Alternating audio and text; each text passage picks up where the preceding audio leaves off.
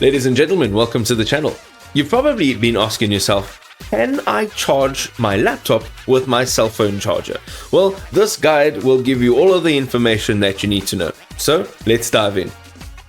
Okay, so I'm sure you've asked yourself the question, but the thing is, there is a little bit more of a complexity to just a straightforward yes or no answer to this. So first of all, while your modern USB-C type phone chargers can charge some laptops, there is a significant power gap to consider. Okay, first of all, thinking about it logically, your laptop battery and your cell phone or mobile device battery is a different size with a different power load, and also it has different requirements. It has to power different things.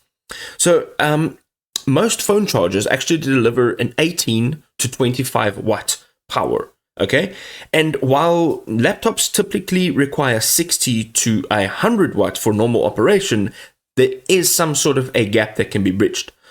Something that has to be noted here is if you're using an underpowered charger, it may result in very slow charging, no charging at all, or your laptop battery continuing to drain even while you're charging. Some of the key factors is compatibility. That means your laptop must support USB-C type charging, and the charger must deliver a sufficient amount of power to your device.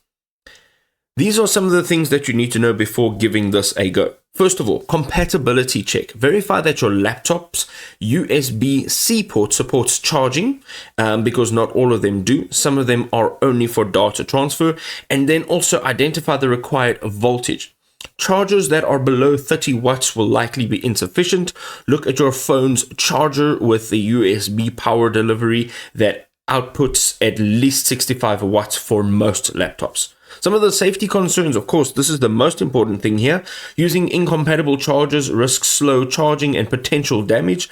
And then also always prefer original or certified high wattage alternatives.